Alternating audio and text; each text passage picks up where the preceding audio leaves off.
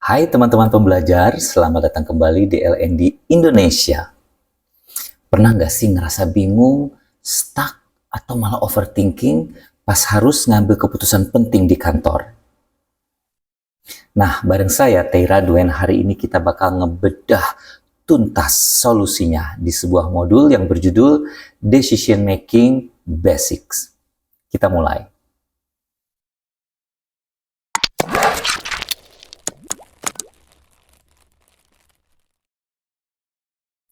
Coba saya tanya jujur ya, kalau lagi meeting nentuin sesuatu, rasanya udah terstruktur belum ya? Atau masih kayak debat kusir yang ujung-ujungnya tuh nebak-nebak buah manggis? Ayo, sudah sistematis atau belum? Terus kenapa sih harus sistematis?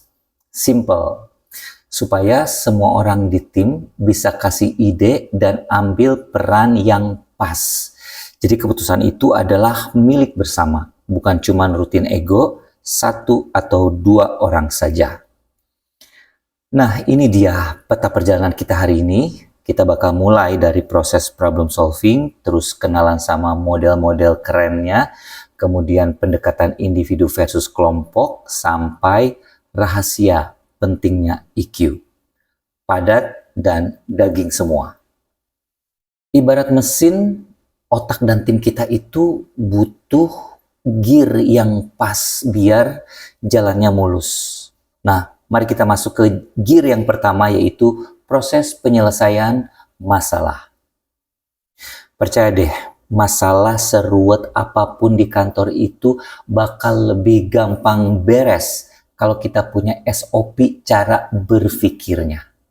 Nah, prosedurnya itu ibarat GPS, ngebantu kita nggak blank atau ngelewatin hal-hal yang krusial. Ini ada 6 langkah utamanya, mulai dari define sampai monitor. Tapi tahu nggak, kebanyakan orang itu langsung lompat ke langkah keempat, yaitu milih solusi. Padahal fondasi keputusan yang kuat itu justru ada di langkah pertama, mendefinisikan masalahnya dulu. Inti dari masalah itu cuma satu, yaitu ketidaksesuaian antara ekspektasi dan realita. Nah, tipsnya adalah ubah masalah jadi pertanyaan. Daripada ngedumel bilang, kualitas produksi kita jelek, mending nanya, gimana ya cara ngurangin cacat produksi? Lebih memicu solusi kan? Biar pertanyaannya makin tajam, kita pakai cheat sheet, klasik tapi mematikan. 5W, 1H. How untuk nanya prosesnya, where lokasinya, who siapa yang terlibat, when waktunya, dan what untuk konten masalahnya. Ingat quote ini baik-baik ya. Makin spesifik pertanyaan yang Anda buat, makin sukses proses pengambilan keputusannya. Garbage in, garbage out. Oke, fondasi udah kuat. Sekarang kita buka kotak perkakas alias model-model decision making. Ada Kapner-Trego, ada Frumyeten-Jego, ada OOD-Elup, sampai teknik Delphi. Are you ready? Mari kita bedah satu-satu. Pertama ya, yang klasik dulu, tapi jago nih. Kapner-Trego, atau biasa disebut KT. Metode ini tuh bukan nyari yang perfect 100%, tapi nyari yang paling masuk akal. Ini tuh senjata ampuh buat ngilangin bias kalau Anda lagi dihadapkan pada banyak banget pilihan. Caranya, pakai 3 saringan ini. Must haves alias syarat mutlak, nggak lolos langsung coret. Want to haves alias nilai plus untuk dikasih skor. Dan terakhir, saring lagi pakai risk atau batasannya. Biar kebayang, yuk kita langsung masuk ke studi kasus dunia nyata di kantor kita tercinta. Bayangin Anda tim GA yang harus milih vendor outing. Syarat mutlaknya kapasitas harus masuk 200 orang dan budget masuk. Nilai plusnya lokasi sejuk. Pas di bagian resiko, ternyata vendor A itu bus besar nggak bisa masuk. Jadi fix kita pilih vendor B yang resikonya lebih kecil. Kasus kedua buat anak-anak IT atau operasional nih. Disuruh pakai aplikasi baru. Syarat mutlaknya server harus Asia dan aman. Nilai plus bisa integrasi absensi. Resikonya karyawan senior susah adaptasi. Jadi mitigasinya gimana? Pilih aja UI yang tampilannya paling mirip WhatsApp biar mereka itu gampang belajarnya. Praktis kan? Jadi kenapa ya repot-repot pakai KT? Karena ini bikin meeting lebih fokus ke data, bukan emosi. Keputusan jadi terstruktur dan kita sadar penuh sama resiko di depan mata. Tapi gimana kalau situasinya butuh keputusan cepat? Nggak sempet bikin tabel panjang-panjang. Nah, disinilah model Froome, Yeton, Jago beraksi. Filosofinya itu adalah beda masalah, beda alokasi waktunya. Jangan semua hal dirapatin berjam-jam. Sebelum bertindak, cek 3 hal ini. Seberapa penting dampaknya, butuh dukungan penuh dari tim atau enggak buat eksekusinya, dan seberapa mepet deadline-nya. Dari situ, pilih satu dari 3 gaya ini ya. Otokratis, Anda putusin sendiri, cepat. Konsultatif, Anda nanya pendapat tim, tapi keputusan mutlak di tangan Anda. Atau kolaboratif, duduk bareng, bahas bareng, mutusin bareng. Contoh nih, kalau server down, langsung otokratis, jangan malah bikin komite. Kalau mau ubah benefit karyawan, konsultatif aja, sebar survei. Tapi kalau nentuin jadwal WFO atau WFA, wajib kolaboratif, biar nggak ada yang mogok kerja terselubung. Next, buat Anda yang perusahaannya lagi dihantam disrupsi atau kompetisi gila-gilaan, kenalan sama OODA Loop. Ini adalah rahasia biar tetap lincah. Siklusnya itu ada observe, amati, orient, orientasi, decide, putuskan, dan act, eksekusi. Tapi hati-hati di tahap orient. Jangan sampai ngomong, biasa juga begini. Pengalaman masa lalu itu bisa jadi blind spot terbesar Anda. Dan mari kita lihat bahayanya terjebak masa lalu di lapangan. Kasus yang pertama. Omset drop karena kompetitor viral di TikTok. Kalau orientasi Anda salah, Anda akan ngomong, itu mah cuma tren alay sesaat. Tapi kalau orientasi Anda benar, Anda akan ngomong, waduh, audiens kita udah geser nih. Kita tertinggal. Dari situ Anda langsung rombak strategi hari itu juga. Atau soal AI, kompetitor kerja 3 kali lebih cepat. Jangan pakai ego yang sistem manual kita kan udah teruji 10 tahun. Buang masa lalu itu. Decide dan act-nya berarti langganan AI sekarang dan training staff Anda. Kuncinya tuh di sini. Pemimpin yang lincah itu berani unlearn, melupakan kesuksesan masa lalu untuk mempelajari cara baru. Oke, geser ke metode selanjutnya ya. Pair Comparison Analysis. Namanya tuh terdengar akademis banget ya. Tenang, ini tuh cuma sistem doang sebenarnya. Sistem adu tanding. Metode ini dipakai kalau opsi yang ada itu sifatnya beda-beda dan nggak bisa dibikin apple to apple. Kita adu mereka 1 lawan 1 kayak turnamen bola. Caranya? Daftarin opsinya, bikin matriksnya, pilih pemenang tiap duel, lalu hitung siapa yang poin kemenangannya paling banyak. Contoh milih benefit. Gym versus psikolog, menang psikolog karena lagi musim burnout. Psikolog versus tambahan cuti, menang cuti karena nyelesain akar masalah burnout. Ya udah, berarti cuti yang menang absolut. Sama kayak milih manajer juga nih. Si A jago teknis, si B jago ngelobi. Kalau cabang lagi sepi klien, pas diadu pasti menang si B dong. Strategi keren apapun nggak bakal jalan kalau nggak ada klien baru kan?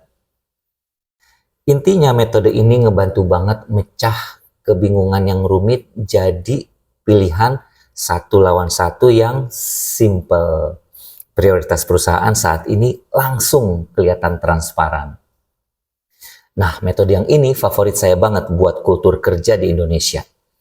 Teknik Delphi, solusi jitu buat ngilangin budaya eueuh pakeueuh alias sungkan sama senior.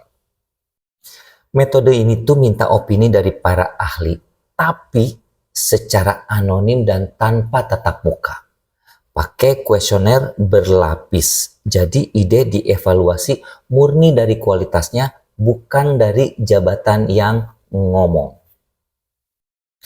Fasilitator sebar kuesioner, jawabannya dirangkum tanpa nama, dibagikan lagi buat direvisi atau disanggah, diulang terus sampai ketemu satu titik temu atau konsensus.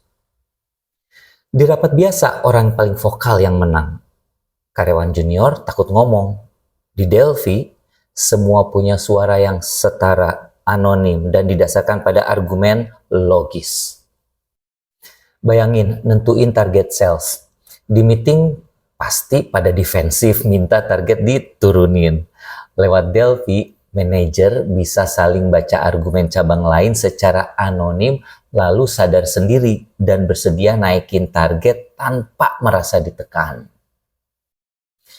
Atau bahas kebijakan WFA permanen.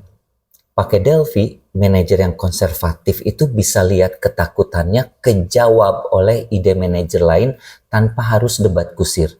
Tahu-tahu konsensus hybrid tercapai dengan damai.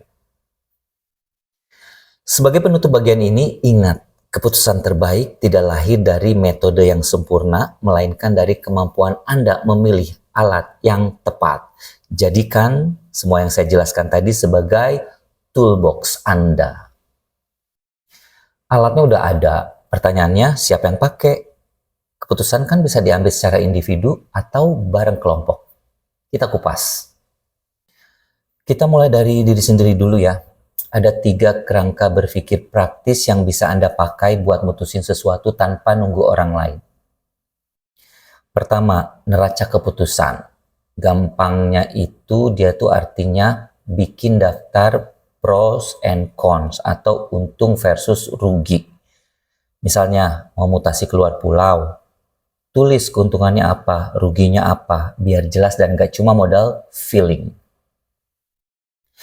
Kedua, matriks berbobot. Kalau masalahnya lebih kompleks, kasih bobot setiap kriterianya itu. Beli laptop misalnya ya, performa penting. Tapi kalau harga bobot kepentingannya lebih tinggi, maka laptop yang murah tapi lumayan yang bakal menang skor. Matematis kan? Ketiga, satisfying. Buat Anda yang suka overthinking, ini tuh obatnya ya. Kalau kriteria minimum udah terpenuhi, sikat aja. Misalnya, butuh pesan makan buat rapat dadakan 1 jam lagi. Asal halal dan masuk budget, langsung pesen. Nggak usah habisin waktu nyari yang paling enak. Nah, kalau tadi sendiri, gimana kalau kita harus mutusin bareng tim?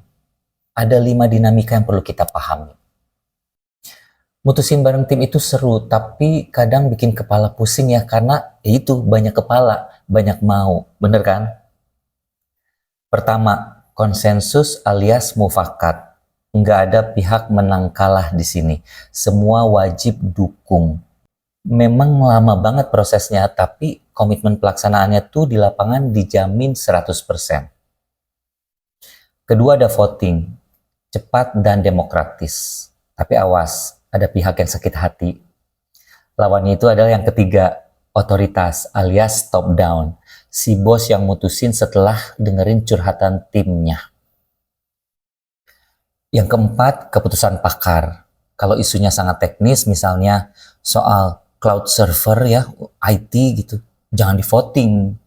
Suara mayoritas orang awam itu bisa bikin server jebol. Jadi serahkan keputusannya ke ahli IT Anda. Dan terakhir, kendali minoritas. Alias bikin komite atau panitia kecil. Biar efisien, delegasikan aja urusan company gathering ke panitia tuh misalnya. Sisa ratusan karyawan lainnya itu nggak usah ikut repot mikir, tinggal nikmatin aja hasilnya. Nah ini tabel rangkumannya ya. Leader yang cerdas itu tahu kapan harus pakai mufakat, kapan harus voting, dan kapan harus mendelegasikan ke panitia kecil. Last but definitely not least, kita udah bahas teori-teori keren tadi ya. Tapi ujung tombak dari semuanya tuh ada di sini, yaitu kecerdasan emosional atau EQ. Manusia itu bukan robot. EQ ngebantu kita sadar mana keputusan logika, mana yang cuma emosi sesaat. EQ tuh bisa bikin kita jeda sejenak, merespon masalah, bukan meledak bereaksi. Contoh paling relatable. Anda telat karena macet parah di jalan, mood hancur. Masuk kantor, lihat proposal tim, langsung Anda tolak. Itu adalah emosi yang bocor. Pemimpin ber-EQ tinggi itu akan nahan diri dan minum kopi dulu 1 jam sebelum ambil keputusan. EQ juga dipakai untuk meredam kepanikan tim saat ada kebijakan baru, misalnya wajib WFO lagi. Jadi jangan buru-buru cap karyawan malas, pakai empati, cari akar ketakutan aslinya, lalu cari jalan tengah bareng-bareng. Dan yang paling ajaib, harmoni, rasio, dan intuisi. Kadang data dan CV kandidat itu perfect. Tapi pas interview, insting Anda bilang, ada yang salah nih. Pemimpin hebat itu tahu kapan harus mendengarkan intuisi dan firasatnya. Pada akhirnya, metode adalah alat dan EQ adalah kemudinya. Perpaduan keduanya akan membuat Anda melangkah maju dengan optimis dan yakin terhadap apapun keputusan yang Anda buat. Wow, luar biasa banget sesi kita hari ini ya. Saya Tera Duen, nanti silahkan bongkar lagi toolbox Anda besok di kantor, terapkan ilmunya dan make better decisions. Sekarang waktunya Anda untuk mengisi online test dengan cara men-scan QR yang muncul di layar atau menuliskan alamat di address bar di browser Anda. Nanti setelah Anda mengisi, jika nilainya 80 ke atas, akan ada keterangan bagaimana cara mendapatkan sertifikatnya. Sampai jumpa di pembelajaran dari LN di Indonesia berikutnya. Salam.